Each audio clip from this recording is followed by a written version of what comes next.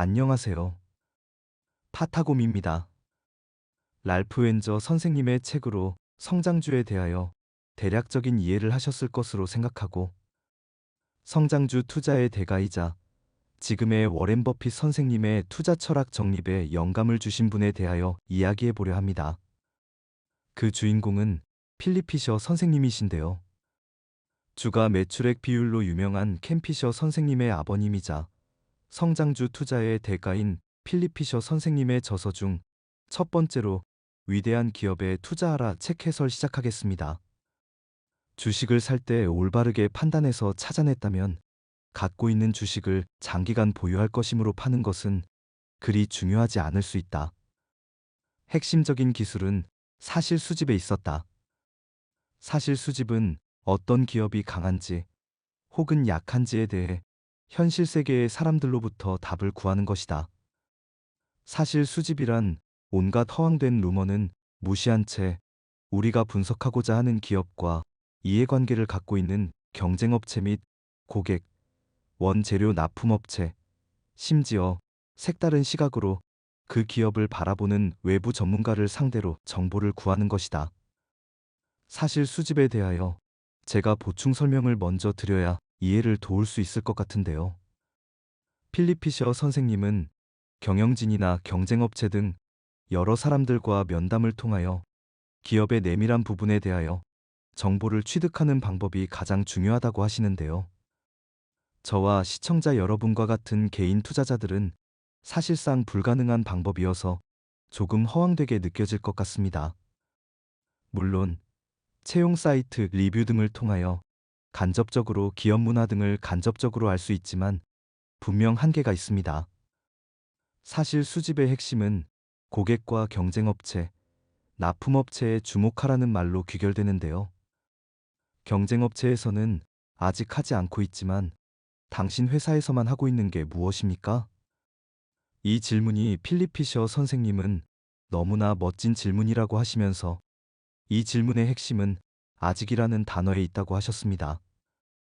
이 질문은 제품의 시장 점유율을 높이고 다른 업체들로 하여금 따라오도록 선도하고 고객과 임직원, 주주들에게 더 나은 것을 제공한다는 것을 의미하는데요. 이것이야말로 위대함 그 자체라는 말로 표현하셨습니다. 필립 피셔 선생님은 위대한 기업에 투자하라에서 지속적으로 사실 수집을 강조하시지만 이 책에는 사실 수집을 제외하고도 어떤 기업의 주식을 살 것인지에 대하여 여러 원칙을 제시하고 있어서 배울 점이 많기 때문에 사실 수집 외적인 부분에 대하여 자세히 다뤄보겠습니다. 계속 이어가겠습니다. 위대한 기업은 넓은 시장과 강력한 제품을 갖고 있으면서 동시에 현재의 제품 영역을 훨씬 뛰어넘는 잠재력을 끊임없이 개발하고자 하는 결단력 있는 경영진이 이끌어가는 회사다. 이런 기업은 미래의 신제품을 창출해낼 수 있는 생산적인 연구개발 부서를 갖고 있다. 또 효율적이며 규모를 갖춘 강력한 판매 조직을 통해 현재와 미래의 제품이 시장에서 부딪힐 수 있는 모든 장애물들을 제거할 수 있다. 마지막으로 누구도 넘볼 수 없는 성실성과 개방성을 가진 차별화된 경영진이 이 같은 모든 특징들을 하나로 결합하고 회사를 이끌어 나가야 한다. 계속해서 성장하고 또 성장하는 기업의 주식을 찾았고 합리적인 가격으로 매수하려고 하였다. 또 한 번 사면 웬만해서는 팔려고 하지 않았다. 누군가 주식시장이 어디까지 떨어질 것이냐고 물을 수도 있겠지만 그런 식의 예측은 여간해서는 하지 않았다. 스스로 내려야 할 결정을 앞에 놓고 절대 누구의 말도 믿지 않았다. 오로지 스스로 관심을 쏟고 있는 포인트를 모두 충족시키는 기업의 주식만 신뢰한다. 제가 보충 설명드리자면 필립 피셔 선생님의 아들인 켄 피셔 선생님은 이 책의 서문에서 위대한 기업에 투자하라를 고전의 반열에 올려놓은 중요한 요소는 펀더멘털 그 자체에 주목하고 있다는 점이라고 하셨습니다. 결국 마켓 타이밍이나 시장 상황에 영향받지 않고 오로지 기업 그 자체에만 집중하셨고 기업을 바로 보는 방법을 알려주시는 게 이 책 위대한 기업에 투자하라입니다. 계속 이어가겠습니다. 중요한 점은 주식시장이 급등할 때보다 오히려 정체돼 있거나 하락할 때 원칙들이 더욱 빛을 발한다는 사실이다. 주식 투자를 통해 큰 이익을 얻기 위해서는 인내가 필요하다. 주가가 앞으로 어떻게 될 것인지를 이야기하는 편이 앞으로 정확히 얼마 후에 주가가 그렇게 될 것인지를 이야기하는 것보다 훨씬 쉽다. 또한 주식시장이란 원래 사람을 현혹시키는 속성을 갖고 있다. 어느 순간 다른 모든 사람이 하는 것을 따라하고 그래서 자신의 행동에 아무런 잘못도 없다고 느낄 때가 바로 가장 위험한 경우일 수 있다. 주식시장의 대폭락기에 바닥을 친 바로 그날 주식을 매수해야만 기회를 얻을 수 있는 것은 아니다. 재무구조가 아주 튼튼하고 또 아무리 어려워도 외부 차입으로 몇 년 정도는 버틸 수 있는 성장 기업의 주식을 보유한 투자자들은 경기 하강 국면이 찾아오더라도 진정한 성장주의 가치는 일시적으로 하락하는 데 그친다.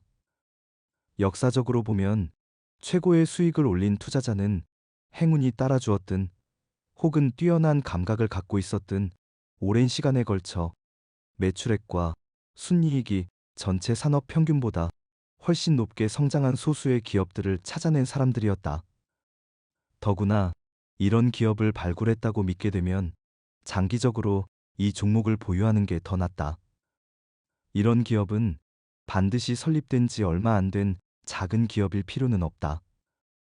오히려 규모와 관계없이 이런 기업에게 중요한 것은 더욱 강력한 성장을 이루어내고자 하는 결의와 성장 계획을 최종적으로 완성해낼 수 있는 실행 능력을 갖춘 경영진이다.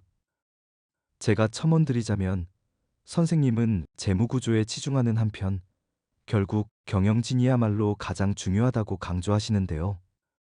그에 따른 근거로 기업 세계의 정보망은 상상을 초월하며 어떤 기업이 해당 업종의 경쟁업체와 비교했을 때 갖고 있는 강점과 약점은 이 기업과 한두 가지 경로로 관련을 맺고 있는 몇 사람의 대표적인 의견을 서로 대조해보면 정말 놀랍도록 정확하게 파악할 수 있다고 하셨습니다. 다행히 내부자나 경쟁업체 또는 과거에 해당 기업에서 일했던 임직원과 접촉하지 않더라도 진정한 위대한 기업의 경우에는 거의 대부분의 정보들이 너무나 명백하게 눈에 보인다고 하시면서 위대한 기업의 포인트를 알려주시니 집중해서 들어주시면 좋을 것 같습니다. 적어도 향후 몇 년간 매출액이 상당히 늘어날 수 있는 충분한 시장 잠재력을 가진 제품이나 서비스를 갖고 있어야 한다. 전체 매출액의 추이가 정체돼 있거나 감소하고 있더라도 갑자기 그 기업의 순이익이 일시적으로 호전되는 것은 불가능한 일이 아니다. 원가 관리를 개선해 영업비용을 줄이게 되면 단기적으로 순이익이 증가하는 효과가 나타나고 이에 따라 그 기업의 주가가 상승할 수 있다. 그러나 정말로 최고의 투자 수익을 얻고자 하는 투자자에게 이런 기업은 결코 좋은 기회를 제공할 수 없다. 아무리 뛰어난 성장 기업이라 해도 반드시 해마다 매출액이 전년도보다 늘어나기를 기대할 수는 없다. 신상품이나 신기술을 개발하기 위한 연구개발은 매우 복잡하고 신상품의 마케팅에도 해결해야 할 문제가 많기 때문에 매출액 증가는 매년 점진적으로 늘어나기보다는 불규칙으로 들쭉날쭉하면서 증가하게 된다. 그런 점에서 매출액 성장률은 한 해 단위로 끊어서 판단해서는 안 되며 여러 해를 하나의 단위로 묶어서 분석해야 한다. 향후 몇 년간 뿐만 아니라 그 이상의 상당 기간 동안 평균적인 기업의 성장률보다 훨씬 더 높은 성장률을 기록할 것이 확실한 기업이 눈에 띌 것이다. 선생님께서는 폭발적인 성장을 계속해서 보여준 기업을 운이 좋으면서도 능력이 있는 기업과 능력이 있기 때문에 운이 좋은 기업으로 구분하셨습니다. 두 가지 모두 탁월한 기업 경영 능력은 필수적이며 운만 좋아서는 오랜 기간 동안 꾸준히 성장하지 못하고 사업 수완이 뛰어나야 하고 또 계속 유지해야만 한다고 하셨습니다. 만약 그렇지 않으면 운이 좋았다 하더라도 기업의 자산으로 연결하지 못하고 경쟁력 있는 지위를 다른 업체들에게 빼앗겨버리고 말 것이라고 하시네요. 한 가지 명심해야 할 점은 어떤 경우든 현재는 물론 앞으로도 기업 경영진은 최고의 능력을 계속해서 발휘해야만 한다는 점이고, 그렇지 않으면 매출액 성장세는 지속될 수 없다. 매출액 성장률이 당초 예측치와 부합할 수 있도록 최고 경영진이 회사 업무를 잘 처리하고 있는지 늘 예의주시해야만 한다. 제가 보충 설명드리자면, 저의 경우에도 처음에는 각종 재무지표를 통하여 기업의 상태를 예측하였는데, 결국 마지막에는 사업 모델과 경영진이 가장 중요하다는 것으로 귀결되었습니다. 그래서 경영진이 출연한 방송이나 신문 기사를 찾아보려 노력하는데요. 그러다 보니 기라성 같은 경영자들을 많이 발굴할 수 있었습니다. 예를 들어 LG생활건강, FNF, 미원상사 등의 기업이 있는데요. 예시로 든 기업들은 자본 배치에 능숙하고 위기 대처 능력이 뛰어나고 주주환원을 신경 쓴다는 공통점이 있습니다. 계속 이어가겠습니다. 최고 경영진은 현재의 매력적인 성장 잠재력을 가진 제품 생산 라인이 더 이상 확대되기 어려워졌을 때에도 회사의 전체 매출액을 추가로 늘릴 수 있는 신제품이나 신기술을 개발하고자 하는 결의를 갖고 있어야 한다. 현재 생산하고 있는 제품의 수요는 계속 늘어나 앞으로 몇 년간의 성장 전망은 매우 좋지만, 이 제품을 넘어서는 새로운 제품의 개발 계획이나 정책이 수립되어 있지 않다면 이런 회사의 순이익은 반짝 급증하는 정도에 그칠 것이다. 이런 기업은 주식시장에서 성공을 거두는 가장 확실한 길인 수십 년간에 걸친 꾸준한 주가 상승을 기대하기 어렵다. 과학적인 연구개발 능력과 기술력이 고려되어야 하는 것은 바로 이 때문이다. 그래야만 기업은 기존의 제품을 더욱 개선하고 신제품을 개발할 수 있다. 단 하나의 성장 동력에 만족하지 않는 최고 경영진의 일련의 계속적인 성장 동력이 있어야만 기업이 성장할 수 있다. 투자자들이 최고의 투자 수익을 얻을 수 있는 기업이란 대개 이미 사업을 벌이고 있는 제품과 연관을 갖고 있는 분야에 회사의 기술력과 연구 개발 능력을 충분히 쏟고 있는 회사다. 그렇다고 해서 너무 많은 사업 부문을 갖고 있거나 전혀 연관성 없는 제품들을 생산하는 기업은 피해야 한다는 말이 아니다. 기존의 제품과는 전혀 관련 없는 수많은 신제품을 만들어내는 기업은 제품 개발에 성공한다 해도 현재의 사업 활동과 연관 없는 여러 시장으로 뛰어들어야 한다. 그보다는 마치 하나의 나무 줄기에서 여러 개의 가지가 자라나듯이 회사의 핵심적인 연구개발 역량을 중심으로 각각의 사업 부문이 뻗어나가도록 하는 기업이 더 낫다. 결국 기업이 현재 생산하고 있는 제품의 잠재적인 성장 가능성에 주목하라는 것이다. 언젠가는 현재의 시장 잠재력이 소진하게 될 것이고, 기존의 제품 시장은 그 수준까지만 성장하게 될 것이다.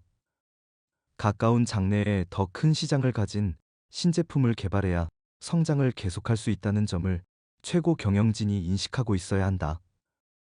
기업의 연구개발 노력은 회사 규모를 감안할 때 생산적이어야 한다.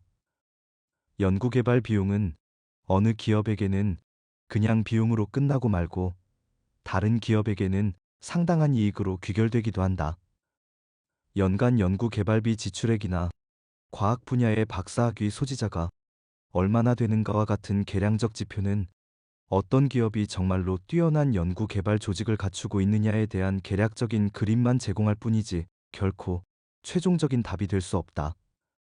귀중한 실마리를 얻을 수 있는 방법은 일정 기간 동안 회사가 거둔 매출액이나 순이익 가운데 얼마가 그 회사의 연구개발 조직이 내놓은 성과에 기인하는 것인가를 자세히 조사해 보는 것이다.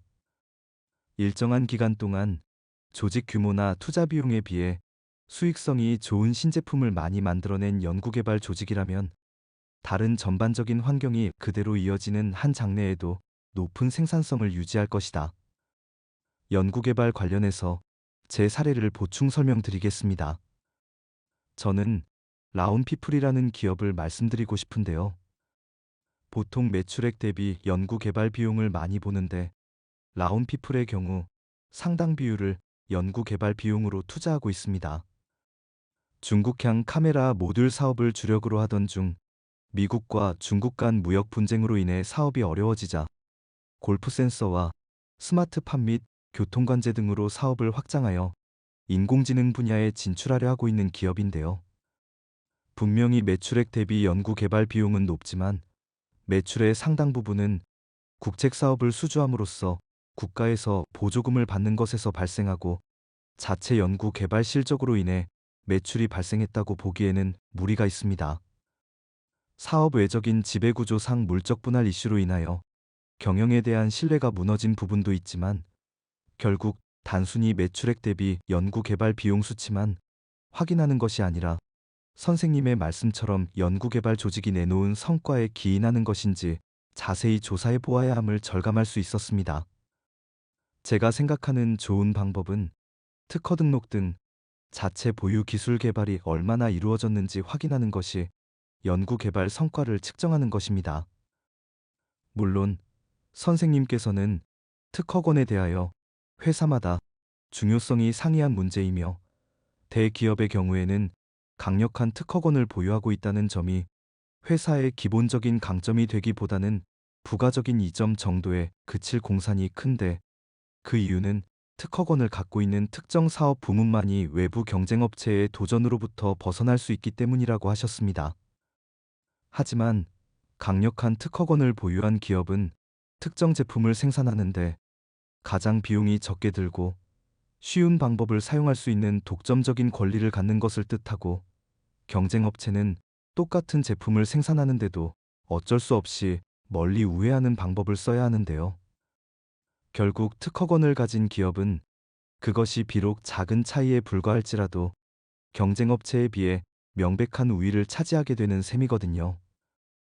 예를 들어 TCK라는 실리콘 카바이드 링 제조사의 경우 도쿄 일렉트릭과 합작을 통해 실리콘 링 특허를 바탕으로 독점 생산 공급을 하고 있어서 영업이익률이 굉장히 높았고 따라서 주가 수익 비율도 높았습니다.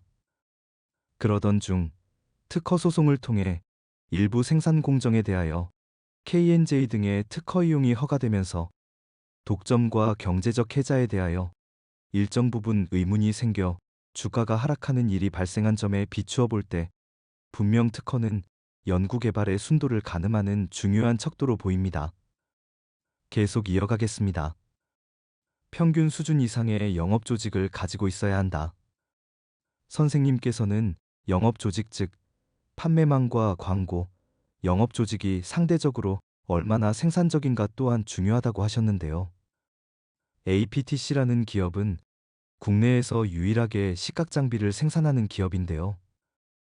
기관에서 근무하면서 우연히 투자를 진행한 후 경영자 역할까지 하게 된 최우영이라는 경영자는 반도체에 대하여는 문외한이었다고 합니다.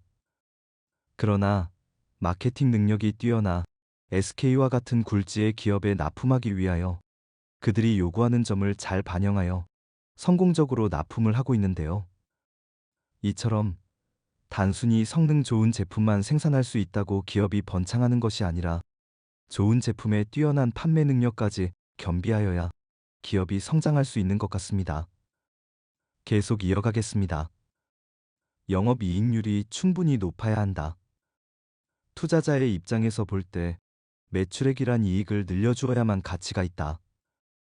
매출액이 증가하는데도 불구하고 상당한 기간 동안 이익이 그에 상응해 늘어나지 않는다면 투자의 동력이 될 수 없다. 어느 기업의 이익을 측정하는 첫 번째 단계는 영업이익률, 즉 한 달러의 매출을 올렸을 때 얼마의 영업이익이 남는가를 분석하는 것이다. 영업이익률은 같은 업종 내에서도 회사마다 크게 차이가 난다는 점을 쉽게 알 수 있다. 영업이익률은 한 해가 아니라 몇 해에 걸친 추이를 조사해야 한다. 특정 업종의 경기가 보기 드물 정도로 화랑일 때는 해당 업종의 거의 모든 기업이 순이익 규모 자체도 커질 뿐만 아니라 영업이익률도 높아진다. 또 이렇게 경기가 좋을 때면 거의 언제나 영업이익률이 낮은 한계 기업들의 영업이익률이 훨씬 더 큰 폭으로 올라간다. 원래 영업이익률이 양호했던 기업은 화랑기에 영업이익률이 더 높아지기는 하지만 그 정도에서는 한계 기업들에 못 미친다. 경기가 이상과열이라고 할 만큼 좋아지면 기초가 약한 기업이 오히려 같은 업종의 강력한 기업보다 더 높은 순이익 성장률을 기록하는 것은 이 때문이다. 하지만 이렇게 증가한 이익은 경기가 다시 가라앉으면 빠른 속도로 동반 하락한다는 점을 명심해야 한다. 진짜 장기적인 투자 수익은 절대 한계 기업의 투자에서는 얻어질 수 없다. 영업이익률이 턱없이 낮은 기업을 장기 투자 대상으로 고려할 수 있는 단 한 가지 예외적인 경우가 있다면 그것은 기업의 내부에서 펀더멘털이 변화하는 뚜렷한 징후가 보일 때다. 이런 경우에는 사실상 영업이익률의 개선이 경기 활황에 따른 일시적인 매출 증가와는 다른 이유로 나타난 것이다. 진정한 의미에서 보자면 이런 기업은 이제 한계 기업이라고 할 수 없다. 이미 기업 내부에서 개발된 신제품이나 생산성 향상 등에 힘입어 한계 기업의 범주에서 벗어났기 때문이다.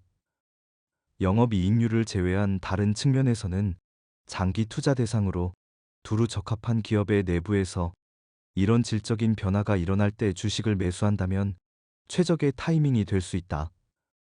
설립된 지 오래된 대기업 가운데 엄청난 투자 수익을 올려주는 경우는 대부분 비교적 높은 영업이익률을 가진 기업들이다.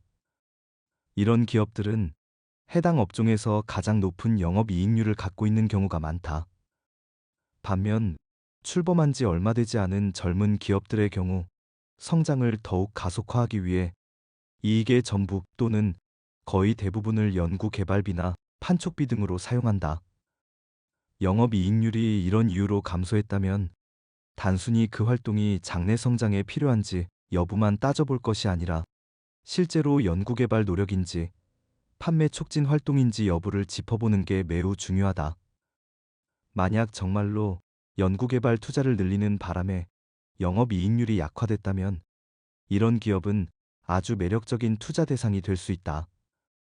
그러나 이렇게 장래를 내다보고 성장을 가속화하기 위해 기꺼이 영업이익률 하락을 감수한 기업처럼 예외적인 경우를 제외한다면 장기적으로 투자 수익을 극대화하고자 하는 투자자는 영업이익률이 낮은 기업 혹은 한계 기업은 피하는 것이 상책이다.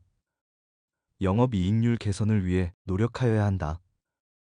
중요한 것은 과거의 영업이익률이 아니라 미래의 영업이익률이기 때문이다. 어떤 기업들은 운이 좋게도 판매 가격을 올림으로써 영업이익률을 그대로 유지할 수 있다. 업종 내에서 자사 제품에 대한 수요가 워낙 강력하거나 경쟁업체의 인상률이 자사보다 더 높기 때문일 것이다. 그러나 현대 경제에서 이런 식으로 영업이익률을 유지하거나 오히려 높이는 것은 대개 일시적인 현상으로 그치고 만다. 새로운 경쟁업체나 제품이 출현할 것이기 때문이다. 새로운 경쟁 대상이 나타나게 되면 가격 결정력은 상실되고 더 이상 원가 상승분을 제품 가격에 전가할 수 없게 된다. 결국 영업이익률은 떨어지기 시작하는 것이다. 간혹 공장 시설이나 제조 공정을 담당하는 부서를 더욱 발전시켜 큰 성공을 거두는 기업이 있다. 이런 부서는 원가를 절약할 수 있는 새로운 장비를 고안해 원가 상승분을 어느 정도 상쇄시켜 줄 수 있다. 중요한 사실은 끊임없이 더 나은 제품 생산 기술을 개발해 나가는 것이 특허권에 의지한 채 가만히 앉아 있는 것보다 훨씬 더 유리하다는 점이다. 이익을 바라보는 시각은 장기적이어야 한다. 어떤 기업들은 지금 당장 거둘 수 있는 이익을 최대화하기 위해 애쓴다. 반면 어떤 기업들은 좋은 평판을 뿌리내리고 이를 바탕으로 오랜 기간에 걸쳐 전체적으로 더욱 큰 이익을 거두기 위해 눈앞에 보이는 최대의 이익을 기꺼이 희생한다. 최대의 투자 성과를 얻고자 하는 투자자는 반드시 기업의 이익을 장기적인 시각으로 바라보는 회사를 선호해야 한다.